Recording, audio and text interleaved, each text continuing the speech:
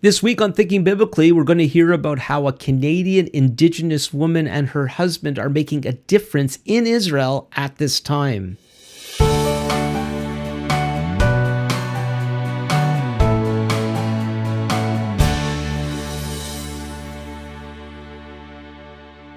Welcome to Thinking Biblically. My name is Alan Gilman. Thinking Biblically is a podcast dedicated to exploring how all of Scripture speaks to all of life. Please don't forget to subscribe if you haven't done so already, and also please review and share and like. All that really helps. Well, we're going back to Israel again.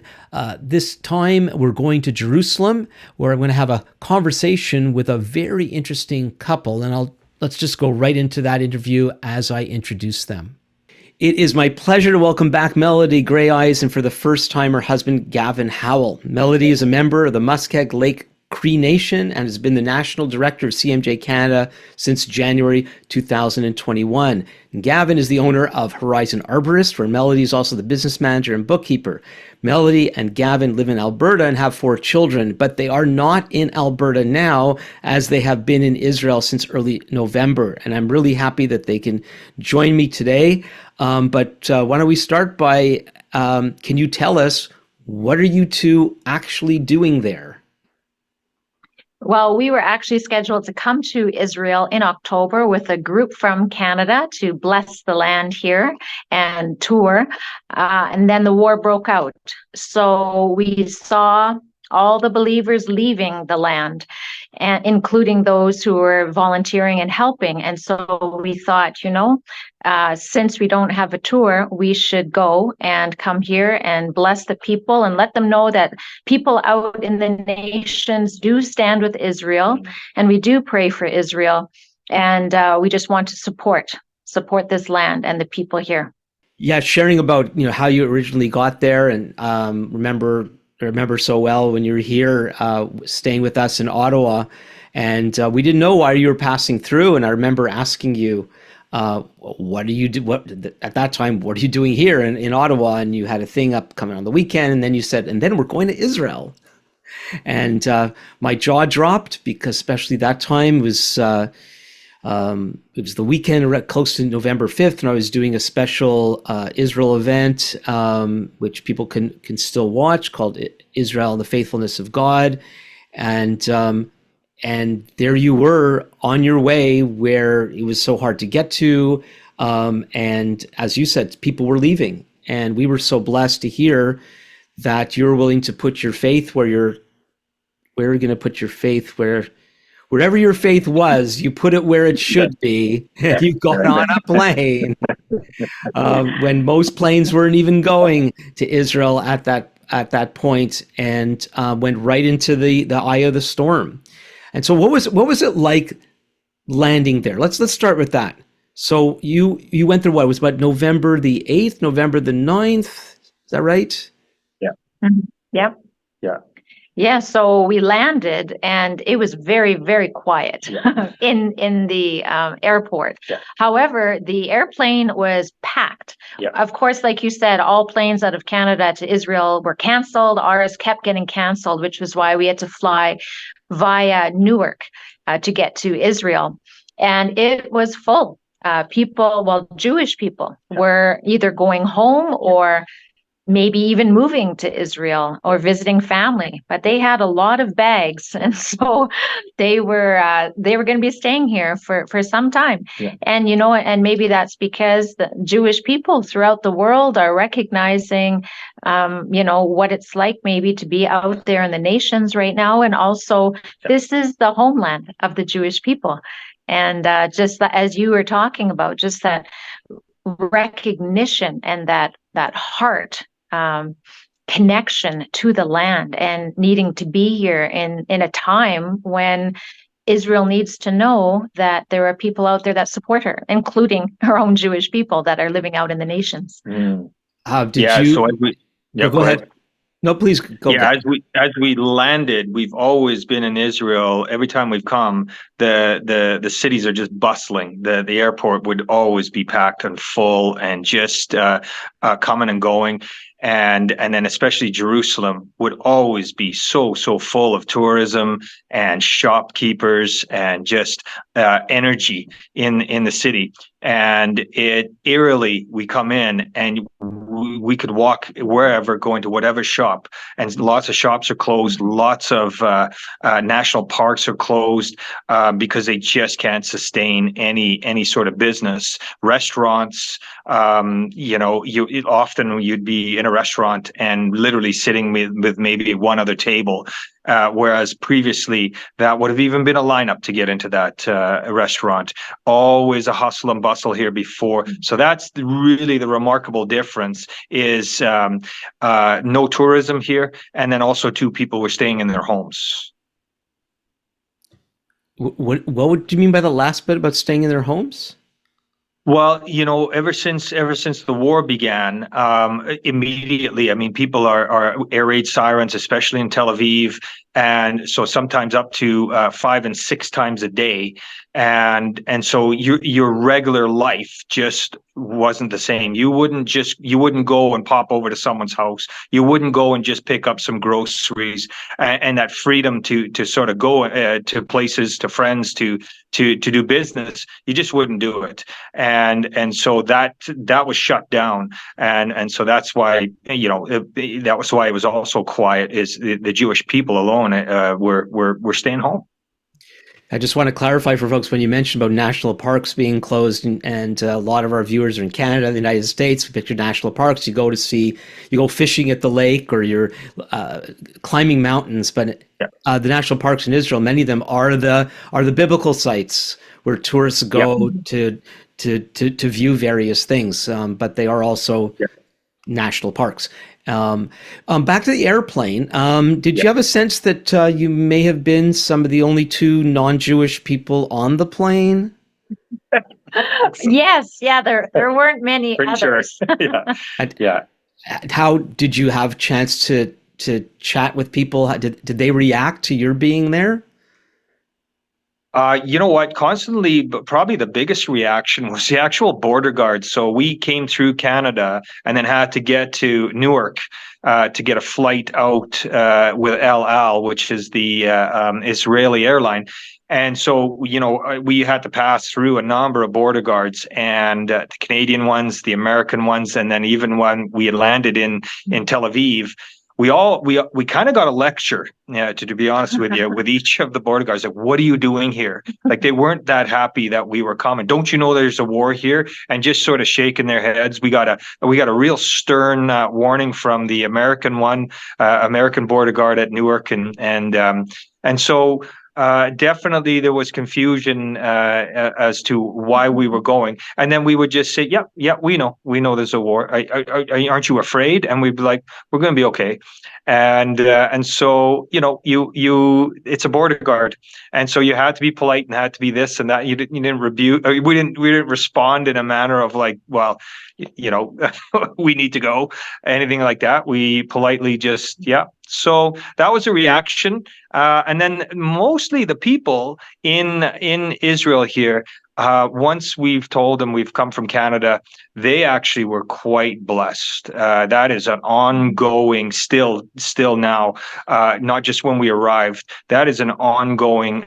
They recognize we're not Jewish. They recognize we're not from Israel right away, and so they're like, "Why are you here? How are you here?" And we just basically say we're here to bless Israel. We're here to support Israel. We're here to pray for Israel. And so and we're here to serve Israel. That was the important one. And so then you would just see this countenance over the locals here just going, wow, thank you. Mm-hmm. Everybody is very thankful. So this happens when you go into a shop or something. It'll just come up in conversation. Truly. Every day. Every day. Wherever we are. This is not a prepared question.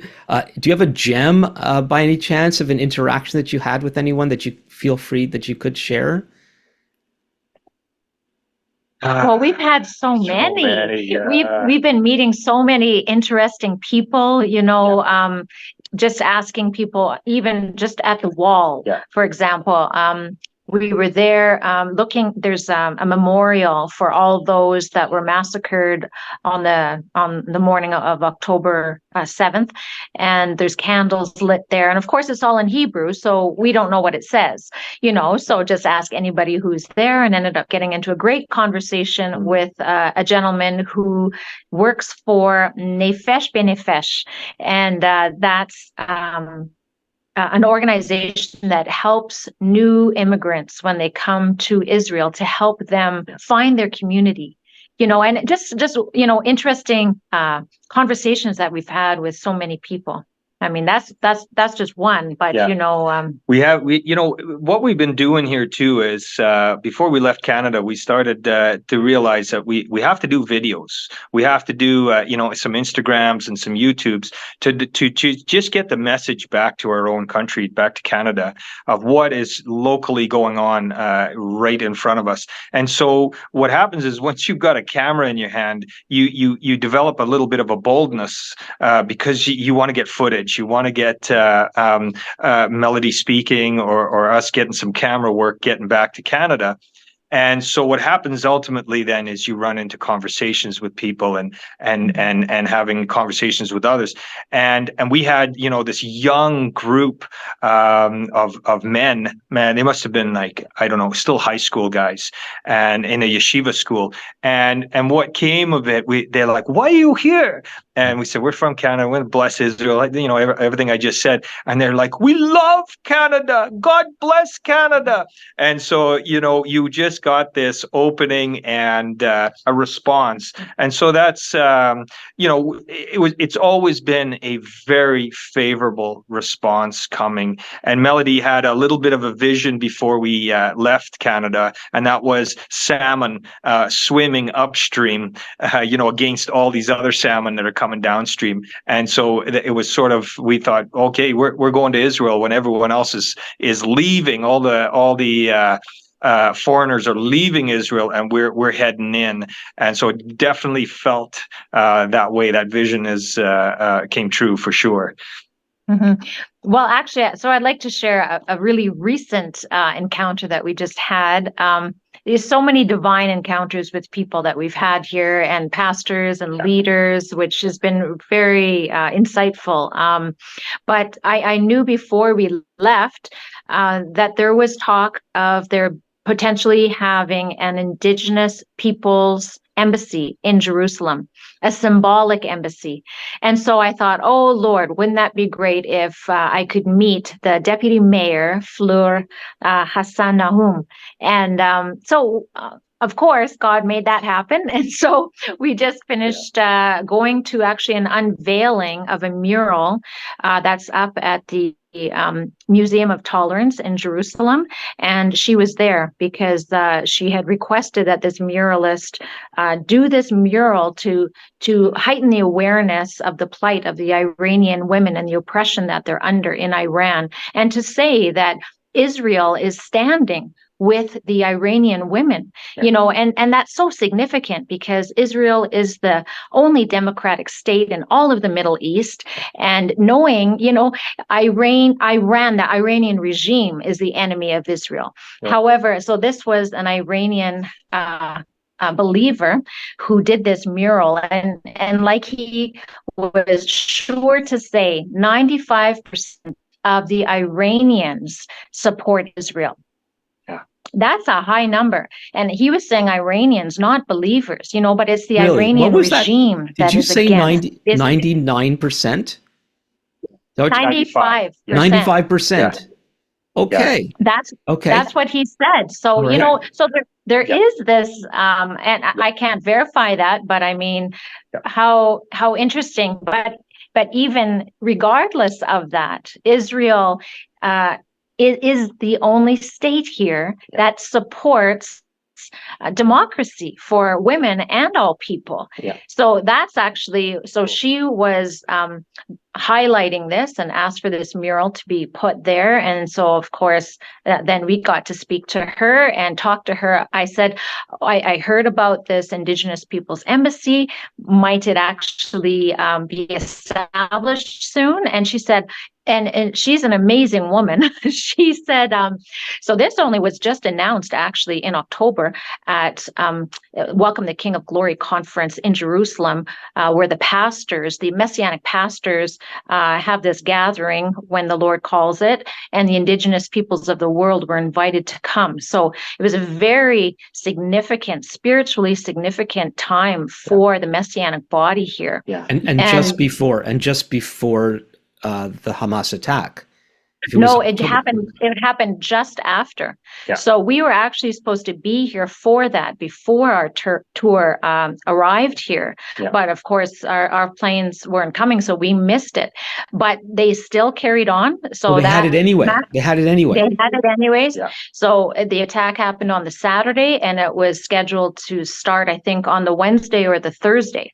And so, I mean, it had to happen a little bit differently. People were in separated rooms because of the restrictions, because of the bomb shelter restrictions. Right.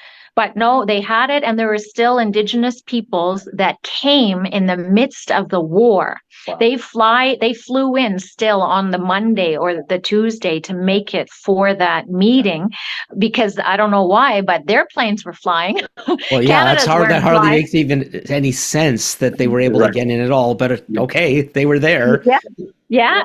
So there were chiefs here from I think these all be believers, indigenous believers, and they're from around the world, not just North America, or what? That's right. Absolutely, from around the world. Yeah. So I don't think there were any North American, because all our flights were canceled, but they were still able to come in from the South Pacific Isles.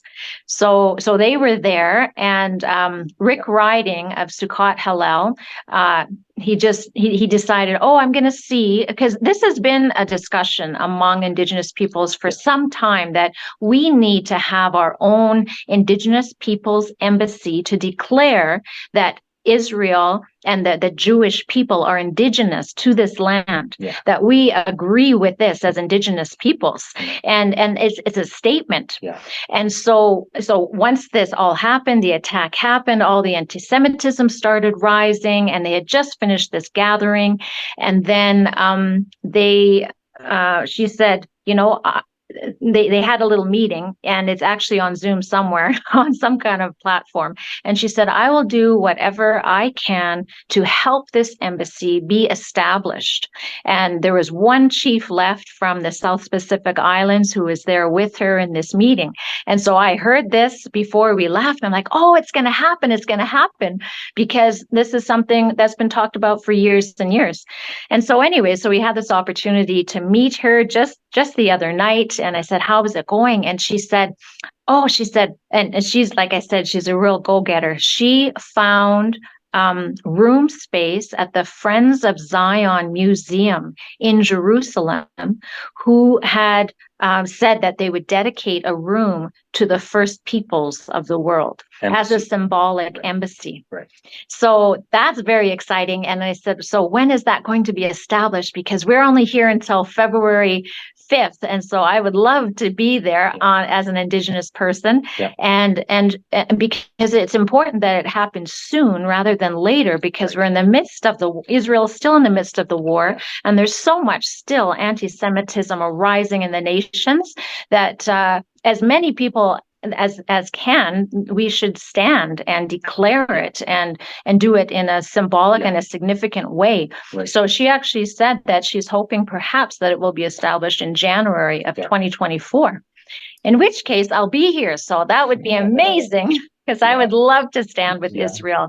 The whole thing is amazing. I'd like to park on this for a moment. How much support is... Let me first ask, how much connection would you say you have to the indigenous peoples of the world?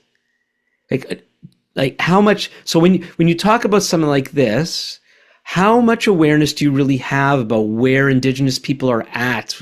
Let's just stick with the Israel thing and not go into other issues. Is this something, there's a little group of a few people, which would be fine, there's nothing wrong with that, or and some of these people, or do you think you have your finger on the pulse of believers among indigenous peoples in the world. Do you follow what I'm asking?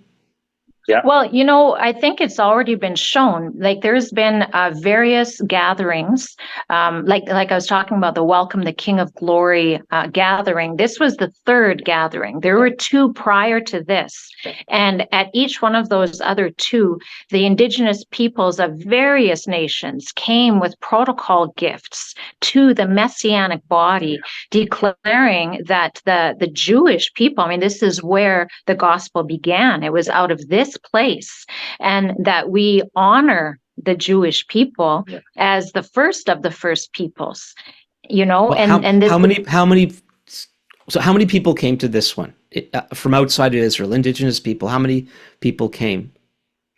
well, we weren't there, but I mean, I'm sure Are we talking there's about five at folks? least 1,000 people. Yeah, is what I would assume. Yeah, 1,000 something like that. At this one? No, not the at other this ones. one. Okay, the other ones. A lot of people couldn't come. 1,000 indigenous folks from around the world. Maori and I don't know all the names, but Maori I know. Yeah. Aborigines, Phoenicians, Hawaiians. Yep. 1,000. The Thai. Okay. And, All right. Okay. When they bring these protocol gifts, this is the way I need to ask the question, I think. How do they really have a sense that they're representing their people? Or I'm just going to ask it this way, or are they just kind of weird Christian religious folks that are kind of doing their own thing? No. When people come here, very often they're coming with a leader, and there's a group that's representing the nation. Many of them are chiefs from their tribes and are Christian leaders and chiefs in their respective nations that are coming here.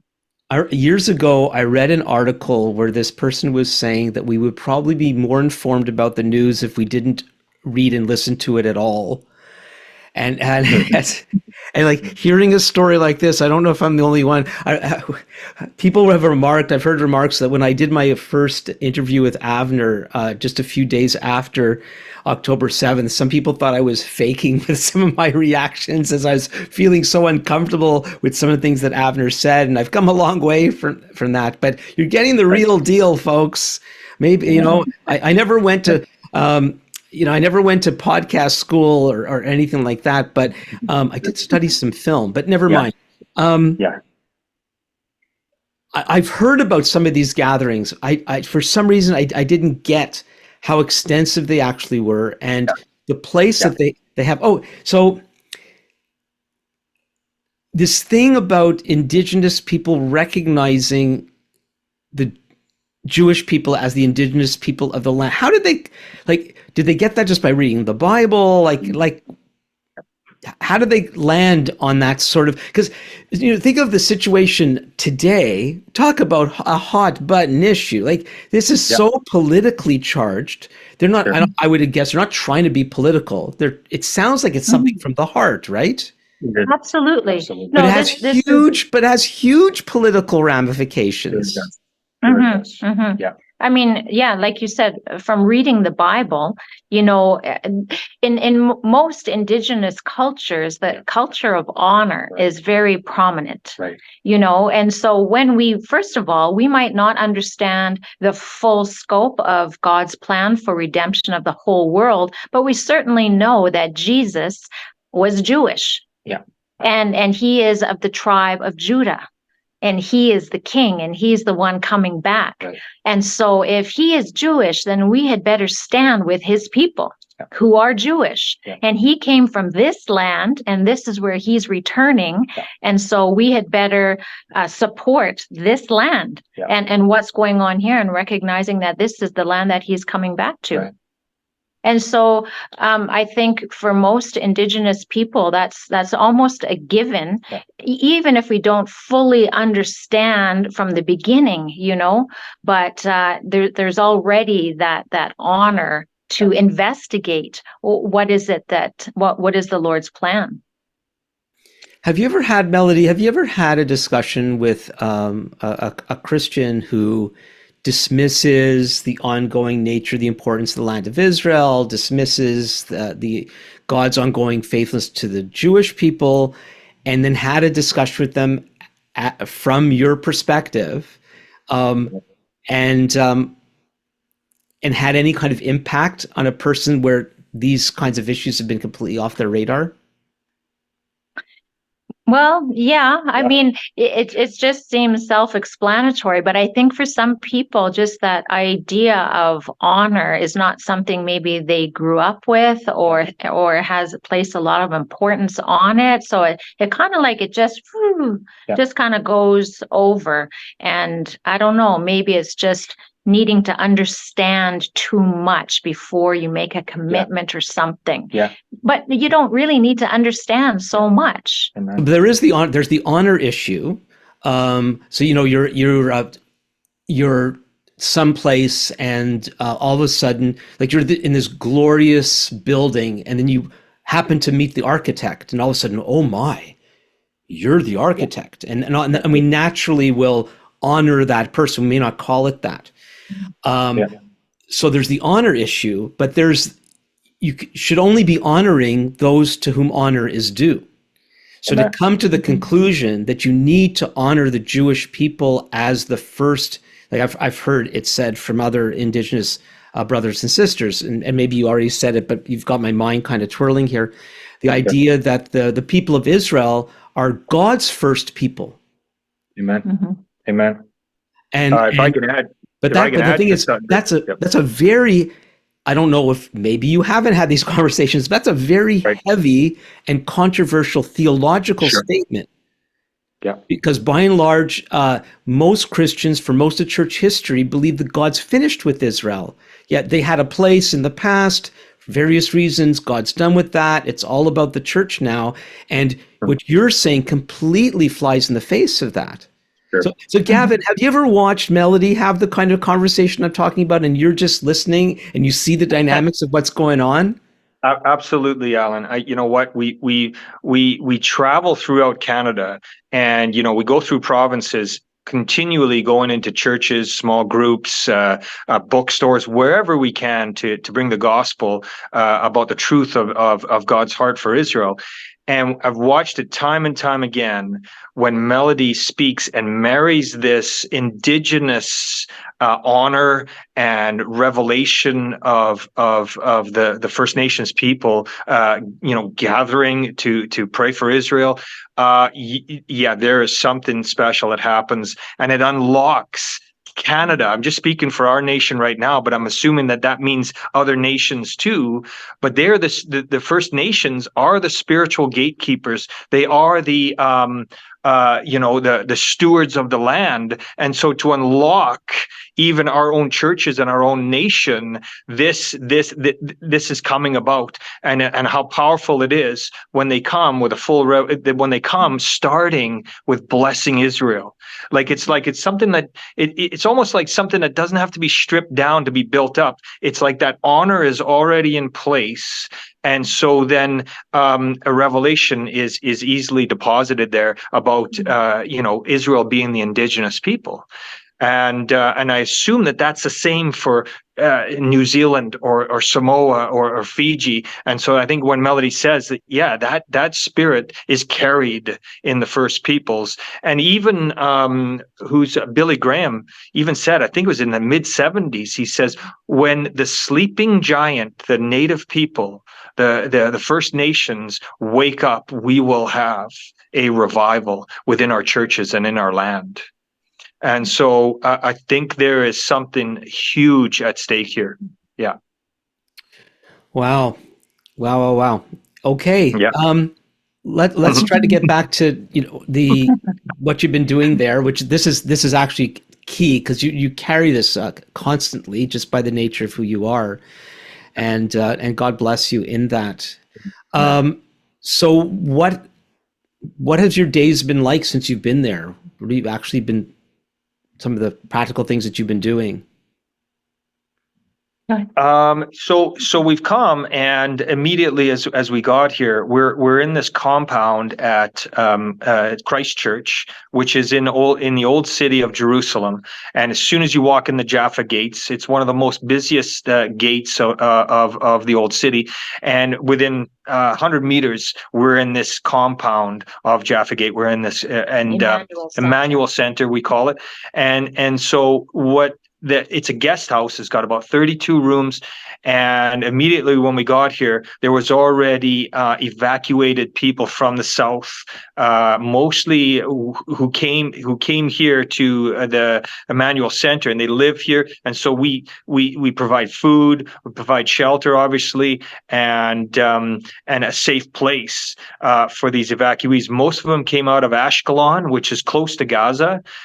They were getting bombed and air raids every day, and so they came, and many of them were Russian Jews, and so we every day we're waking up and making meals and doing housekeeping, laundry, everything we could. And then, there was a language barrier. They spoke Russian. Some didn't even speak Hebrew. Not that we speak Hebrew, but a lot of literally, it was just serving with our hands and our feet, because you couldn't have a conversation really, and a lot of nodding and smiling and bless you and stuff. But they felt safe. Like you just knew that. There were some interpreters who just said, wow, they are thankful. They gave us a gift. Most of them have gone back to Ashkelon. So that was just a privilege to come and step right into that servanthood and bless the Jewish people. And they were very appreciative. They could sense the peace of this place. And as you know, this place has been here since 1845, and believers have been here praying for all this time, and so the presence of the Lord is here. And they could really sense that, and just the love that we showed to them. And there's children here too. And so it was so nice to see some of the kids playing and not having to worry about the sirens going off, because coming to Jerusalem, it's not like Tel Aviv, where there is still a lot of rockets there and the sirens, and of course Ashkelon. But Jerusalem, actually, it was quiet up until just a few days ago. That was the first siren that we actually had. So they didn't have to think about that. Yeah, I heard that the Iron Dome protected the Al-Aqsa Mosque from Palestinian rocket fire. That's right. Which is quite ironic, and I think part of the overall story. But by and large, Jerusalem doesn't get that much attack because it's so close to Arab and Palestinian neighborhoods, right?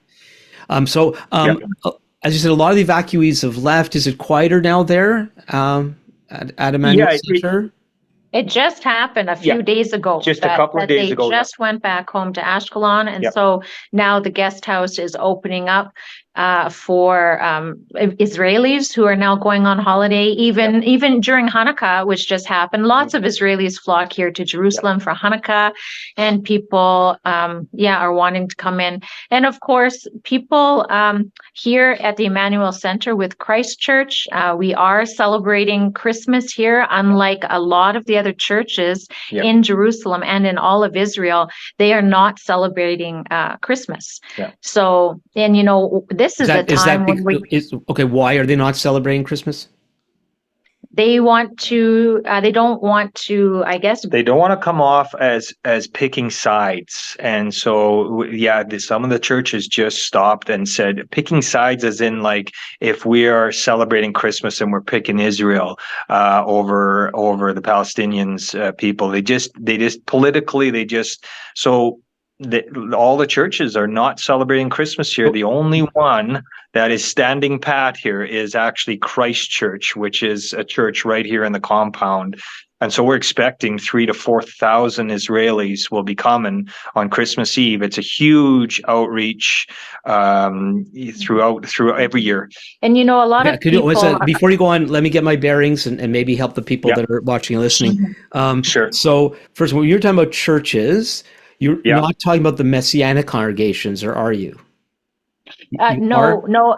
No. This is so Christ Church is an Anglican church that was established here in 1845, and this is the church, that shares about Christmas and some of our traditions that we have back home. A lot of Israelis are very intrigued and interested because that's not something that is done here by and large. Okay, so these would be before we get to Christ Church. I just want to go back again. Churches. Okay, so you're using churches to talk about more traditional Christian churches as opposed to the Jewish-oriented Messianic congregations. They're all these are all Yeshua followers, but there are churches in Israel that are more traditional. And are you referring to the Catholic churches and the Orthodox and the Armenians and That's right. Okay, and so among them, you're also including Christ Church because it's Anglican.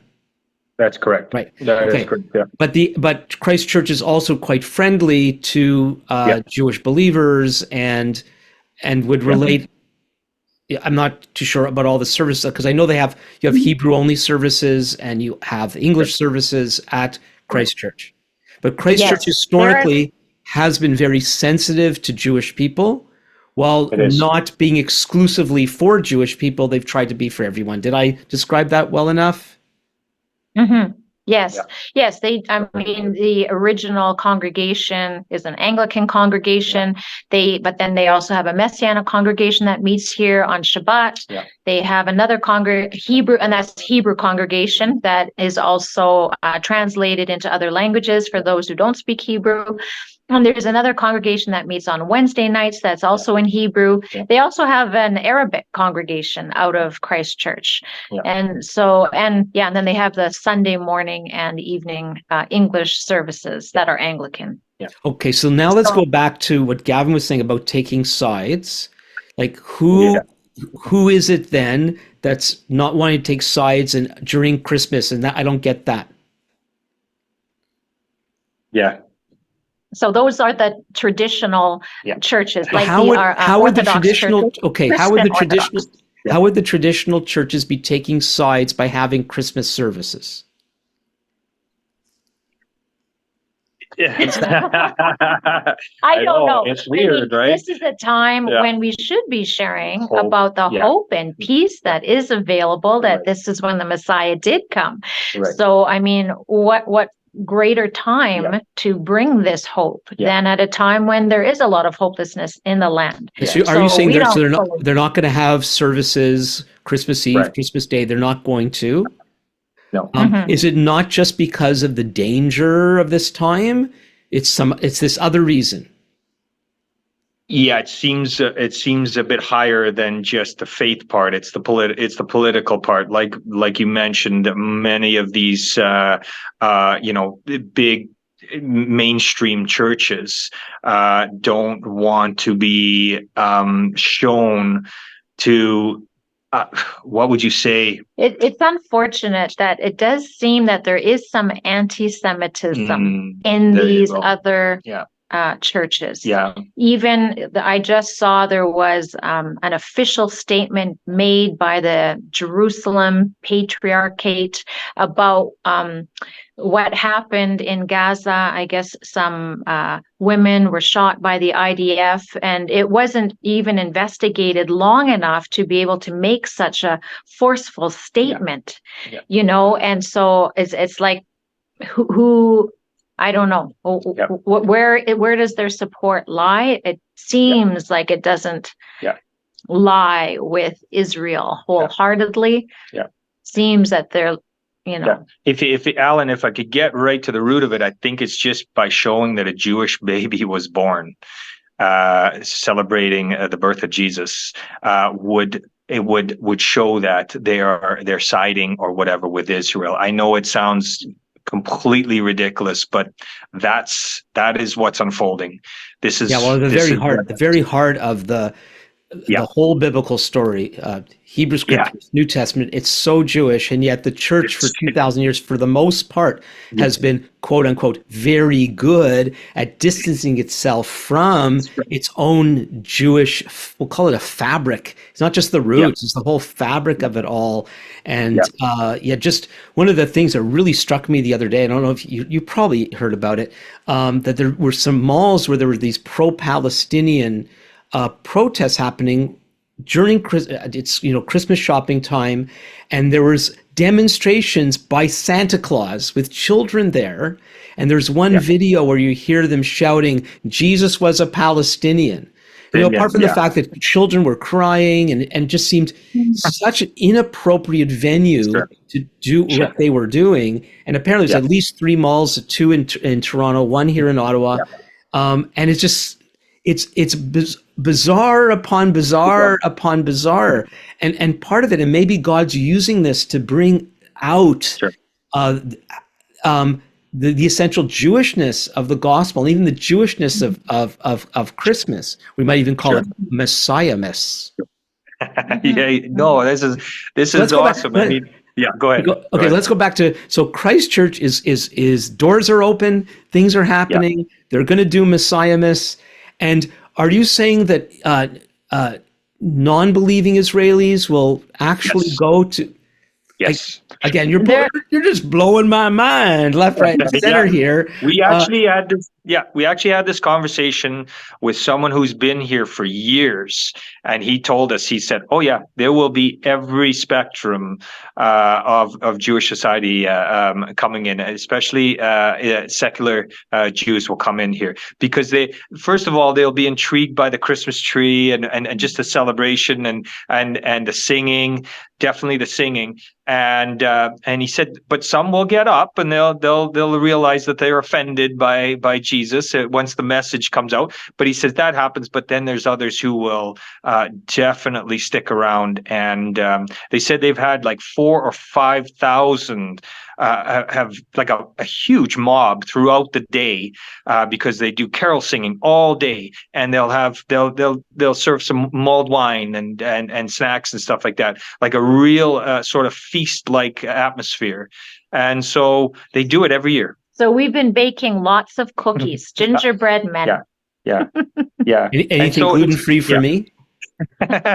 Somebody did mention that. They're like, you know what? We should have a gluten-free option. Yeah. Okay. Let me know, and then I'm coming. We do. Our hearts are really with you, and I love hearing about Emmanuel Center and Christ Church. I've been there. It's a key place. Yeah. It's if you've first of all, those of you who've never been to Israel, flights are starting to go. Start making your plans. I hope to be able to lead a tour again, as I did years ago, and the whole Christchurch compound is really something. Everybody, when they go, they call it an oasis. It really is a very, very special place, and I'm so happy to hear about what they're going to be doing at this time of year, and I hope it goes really well. So what's next for you too? I know you said you're planning to leave early February. We're still in mid-December. Yeah. Do you know or is it a day at a time for you, or what? Well, Gavin is an arborist. So it's funny, wherever we go, the trees always need to be pruned or removed. Yeah. So he's going to be trees, Israel and trees, like it's a big deal. That's right. That's right. And so around the compound here, they've got some beautiful trees and gardens, and so that's part of it. And then they also have another center up in the Galilee, and I've already gone up there, and it's like they've got an orchard load of olive trees that need a lot of help. So we're going to be going up to go up to Migdal. It's a community right on the shores of Galilee, and so I'll just do those solidly for a week. And it's also a guest house, and so we'll get that all done. And I just wanted to say too, another element that's happening here, Alan, is 2 weeks ago we jumped in with another organization. It's called Firm, and they gather bunch of different ministries around Israel, and they took us to the south to go to kibbutzes, a specific one that time, and to pick crops, like orchards, vineyards, because all the migrant workers, a lot of Filipinos, a lot of Thais, that as soon as the war happened, boom, they were gone, and the crops were still sitting on the trees. They hadn't actually ripened yet. Well, we went, and there was about 200 of us, and we just picked and picked and picked, and we were only about 1.5 kilometers from Gaza. And so it was a surreal moment. Here we are picking fruit, and then you could hear these distant sounds, and then all of a sudden you'd see a plume of smoke, and you'd hear the F-16s and sometimes a helicopter and stuff like that. And so that is very important right now. If people want to come and not just do a tour, but do a day of serving within that tour, that would be a very, very powerful thing to do, because they need manpower. These orchards they're not harvested by machines. It is as laborious as you could think. It's people picking fruit as what it was 1,000 years ago. It's the same way. And so we and their fruit is either that, or it's gonna rot right on the trees. And there's strawberries, there's tomatoes, there's avocados, all sorts of citrus fruit. So that's called FIRM, Fellowship of Israel Related Ministries, which CMJ is a part of. But I know, so they're having another tour. They just had one this or November, I think December. And they're talking about FIRM having a tour? Okay. FIRM, a service tour. Yeah. So it's I think it's only a 10-day tour, and they're serving Israel. Yeah. So they're going around to various communities. Yeah. They're painting and doing, whatever, all sorts of different things. And so I know they're having another one in January. So if anybody's interested, contact FIRM and you can join that. We met people because that's who we went with when we did that service day. Yeah. And it was really wonderful, because they also provided additional buses for Israelis from all over. Yeah. So there were Israelis that came down from Haifa, from Tel Aviv, to Netanya, from Galilee, Jerusalem, and we were all there together, which was just wonderful, because it was the nations and the Israelis working together to help the farmers, the orchard, the kibbutzes, because that's how a lot of kibbutzes survive. Is they plant, and this is their income, their community's income. And also I wanted to say, I was talking to the people at FIRM, and they also said that if you just want to go there and harvest for a week and not actually be a part of the tour, they're actually, it sounds like they're working, looking at doing something like that too, where you can just go there for a week and help harvest. Yeah, that's what I was going to ask. So if for people that are able to drop everything, or they're not doing anything much, they can contact FIRM and get to work in Eretz Israel, land of Israel, and make a difference. Right. Wow. Have you ever worked on an olive tree before, Gavin? Because I don't recall seeing any. Enough. You know what? Funny enough, in Alberta's a very unique province. We do actually, I do actually prune a lot of Russian olive trees, because they're very hardy and they survive our Alberta climate. And so, but honestly, Alan, a fruit tree is a fruit tree. Doesn't matter where you are in the world. That they all need the same type of administering, of pruning, and so that transfers right across. I mean, the timing of it has to be right, like anywhere else, but production and pruning is the same for every fruit tree. On behalf of the olive trees of Israel, I feel better now. So besides going and do a week or two or more of service, is anything else practical that people could do? Oh, please, you can give financially. There's a lot of aid that's needed here. You can give through CMJ Canada, and funds we are allotting crisis response monies to the Mercy Fund here at Christchurch. And the Mercy Fund here does so many so many things, which we've had the opportunity to be a part of. So even in the old city of Jerusalem, we go and visit the elders here. We bring them food. I know they did some other projects where they actually bought wristwatches for the deaf so that they could know when the sirens were going off because they couldn't hear it. You know, all sorts of different things at this time. And in addition to having psychologists available for the people that are experiencing a lot of trauma. So they're doing so many different things. Amen. So if you would like a tax receipt, you can give it through CMJ Canada and allot it to the crisis response, and it will come here, and we will show our love to the people who have been traumatized here through the Mercy Fund at Christ Church. And if you don't want a receipt, you can give directly to CMJ Israel on their website. Right. I'll put all that information there. You also are Americans could also give through CMJ Canada and get a tax deductible receipt. So I'll put all that information in. You're going to say? You can also give it through CMJ USA directly if you prefer. And designate it that way that it would go to the Israel Mercy Fund. I'll just make sure those links are in the description. Before we go, how can people pray?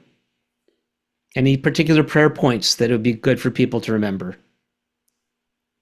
Truly a most important prayer is anti-Semitism, the nations, and the pressure upon Israel. Like, I've praised the Lord that, Netanyahu began to say Hamas has to come down and our hostages have to be returned, and he has not budged from that strategy.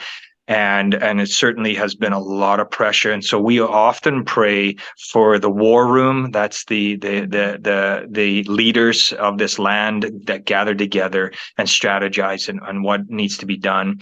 And so they need the strength of the Lord. They need wisdom.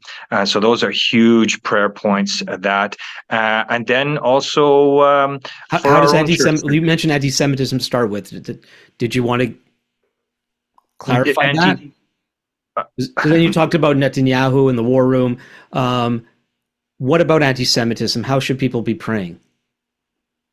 First of all, out of Isaiah 62, it says, "I'm calling watchmen upon this hour to not be silent and pray day and night." And so, don't be silent. That's actually the biggest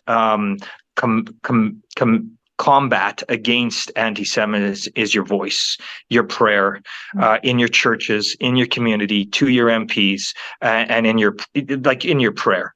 And so that we experience that all the time when we're going through Canada.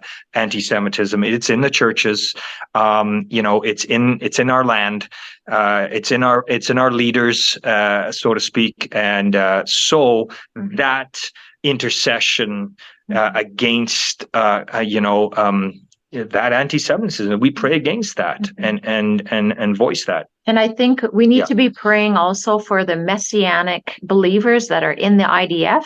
There's about 600 Messianic believers, Jewish believers in the IDF, and many of them have fallen. Some have fallen. There's been reports of that, and have sustained significant wounds. And just that they would be a light in this time. I know one friend of ours is well known in the IDF, Messianic believer, because of his joy. In the midst of this darkness, he still has the joy of the Lord. And what a witness that is, to so many. And so, we need to pray that the people of Israel would be looking to their God. In this time, that he is with them. And I think many know that he is with them, but that they would also continue to seek and perhaps find Yeshua as their Messiah. And one other thing, Alan, just last thing, ever since October 7th, this nation really hasn't had a moment to grieve. And because, I mean, that happened, that incident happened, there'd be anger, there's all sorts of things, but really grief has not been able to. So there's an undergirding of grief in this land, because not only could they not grieve, they had to send their fathers, their brothers, their sisters, their daughters out to war, and to go and fight this battle. And which adds more grief, because just with what's going on. So pray for strength in the people. Pray that this grief doesn't turn into something that destroys this nation. That somehow the Lord, praying that the Lord will just comfort them in this hour. And of course, let's pray that the northern border doesn't open up. Truly, that the Lord would keep His hand upon that, and that this war would end quickly. Yeah. When you say open up, you mean that because there's constant rocket fire from the north. There is. Israel returns fire, that it would take it to a whole other terrible level. If that really began to, excuse the pun, explode. If people want to contact you, Melodie, what's the best way to do that? Well, probably right now, because I don't have my phone, it would be email. So you could contact me, director@cmjcanada.ca, or go onto our website, cmjcanada.ca, and you can find all our information there. Well, that is excellent. Yep. Yeah. And you can also, like Gavin said, we are doing little videos and you know what we're really trying to do too is interview the people here in the land, the ones who have been living here, who are experiencing it, who have such knowledge and wisdom and experience to share with us in the nations. So we are, How do people engage those videos? Yep. So you can go on to our YouTube channel, CMJ Canada Media. You can get that from our website also. So just go to cmjcanada.ca and there's a link there. Or you could just follow me, Melodie Greyeyes, my Facebook or Instagram.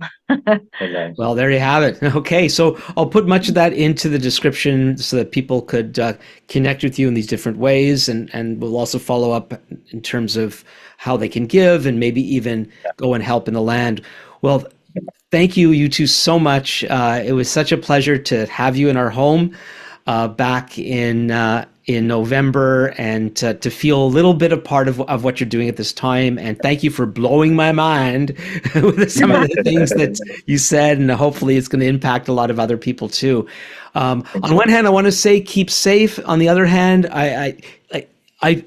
it's the fact that you're willing not to just stay safe that is the blessing. And it's something where I've been challenged during this time since October the 7th, that we've been called to be on the front lines of what the Lord is calling us to do. And you're certainly doing that, and in whatever ways that the rest of us should be doing it, whether at home or going to Israel, whatever it is, may God help us all to trust Him and to follow Him to the front lines of the fronts that each of us are to be on at this time. But God bless you and your family. May they know your peace, and may not only those fruit trees be fruitful, Gavin, but may the two of you be fruitful in every way. So thank you again so much for doing this.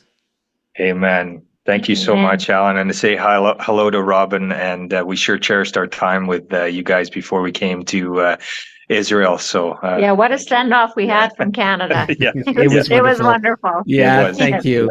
Hopefully we'll see you soon. Well, I didn't think that we were going to end up in some of the places that we did, but I'm so glad that we did. I was really taken by and I've talked to Melodie about this before, the understanding of Israel as God's first nation and the connection of indigenous peoples to the people of Israel, but I never heard it expressed in the way that we did during our time together. What did you think about that? And also, there's something about that and how it confronts the sin of anti-Semitism. There's something there, and I'm going to have to give that more thought. Anyway, so what did you think? Please put comments in the comment section, or you can reach out to me at comments@thinkingbiblically.org. Also, if you want to contact Melodie Greyeyes directly, you can do so at director@cmjcanada.ca. That's director@cmjcanada.ca. And I want to go over the places where you could get involved, or you can give. So if you want to give to the Mercy Fund, help with relief in the land of Israel, you could do that by donating through CMJ. And if you're in Canada, you can go to cmjcanada.ca. That's where you could also get connected with the videos that Melodie and Gavin have been doing. I'll put their channel in the description. I don't have that handy at this point. If you're in the U.S. and you want to give to the war relief, you could go to cmj-usa.org. If you are in the UK, go to cmj.org.uk. And you could also check out cmj-israel.org for CMJ in Israel. Also, if you're interested in going to Israel and serving, we learned that one way to do that is you could connect with FIRM. That's the Fellowship of Israel-Related Ministries. And their website is firmisrael.org, F-I-R-M Israel.org. And if you go to firmisrael.org/serve-tour, that's /serve-tour, you'll get taken directly to the page that deals with the opportunities to go to Israel and help. Again, you can contact me at comments@thinkingbiblically.org. Appreciate you being here and look forward to your comments and questions. And so until next time, this is Alan Gilman with Thinking Biblically.